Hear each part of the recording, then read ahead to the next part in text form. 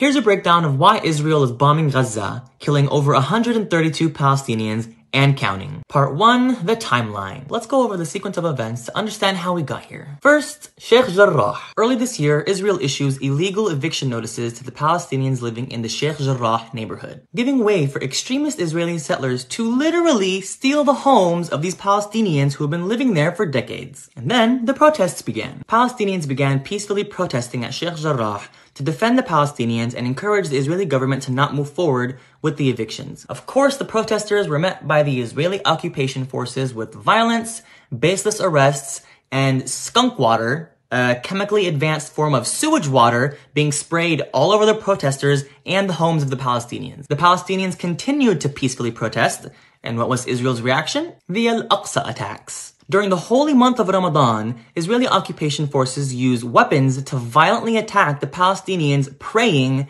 at al-Aqsa Mosque. While these Muslims are in the middle of standing in prayer, Israeli forces begin to shoot rubberized steel bullets, throw stun grenades and smoke grenades outside as well as inside the mosques while they're praying. The attacks are still happening right now on and off, but in the first 3 days alone, over 600 Palestinians were injured and in need of medical help. And then widespread protests broke out. Palestinians in Israel, the occupied West Bank, and occupied Gaza began peacefully protesting against the al-Aqsa attacks and the Sheikh Jarrah evictions. These protesters were also met by Israeli occupation forces with stun grenades, smoke bombs, and rubberized steel bullets. And then, after all these blatant offensive attacks, the only defense force Gaza has, Hamas, officially asks Israel to stop attacking al-Aqsa. They warn them that if Israel continues to attack al-Aqsa, a place of worship, that Hamas will retaliate against Israel. Mind you that this is after Israel had already injured hundreds of Palestinians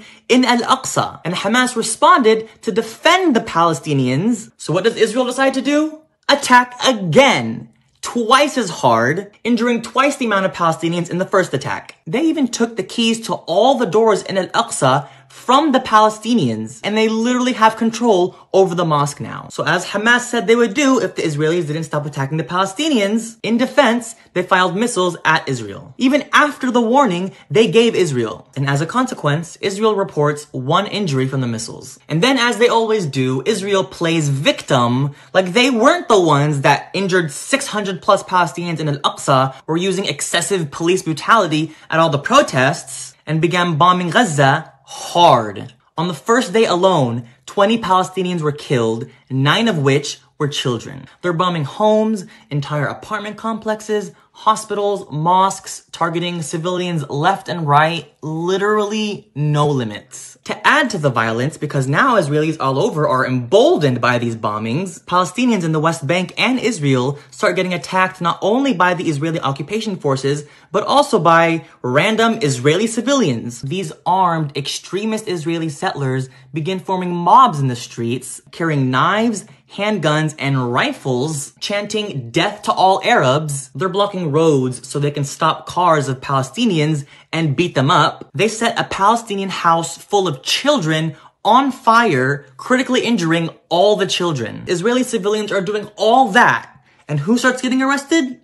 The Palestinians, of course. The victims of these crimes are the ones getting arrested. It's so corrupt that the Israeli occupation forces are actually present while these attacks are happening. They're literally forming walls around the civilians to protect them while the civilians are attacking the Palestinians. So at this point, the Palestinians literally have nobody to protect them, not even the police. They've become so violent that 12 Palestinians have already been murdered in the streets of Israel and the West Bank. And Israel continues to bomb Gaza all day and all night. And as of today, May 15th, the death toll in Gaza has reached 132 dead Palestinians, nearly half of which are children.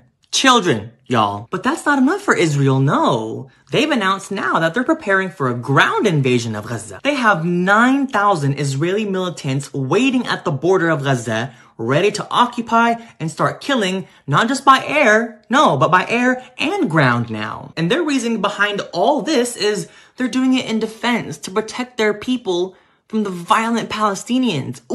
But wait, how did this all start? Sheikh Jarrah, who's ethnically cleansing the Palestinians from Sheikh Jarrah?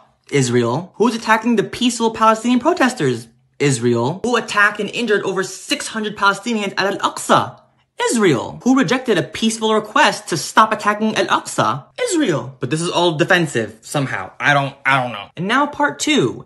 Israel's control of Gaza. Since 1967, Israel has had full control over the West Bank and Gaza, which is illegal under international law. In 2005, Israel imposed an ongoing blockade to maintain control over all of Gaza's borders, controlling all movement in and out of the country, whether by land, air, or sea, effectively trapping all 2 million Palestinians living in Gaza. Hence why people call Gaza the largest open-air prison in the world. Since then, they've consistently bombed Gaza every few years, killing thousands of innocent Palestinians, including women and children. In 2009, Israel bombed Gaza and killed over 1,300 Palestinians. They bombed again in 2014, killing over 2,200 Palestinians, and over 10,000 were injured. In 2018, they bombed again, killing 168 Palestinians. In 2019, they bombed again, killing 20 Palestinians. And to add to that list, now in 2021,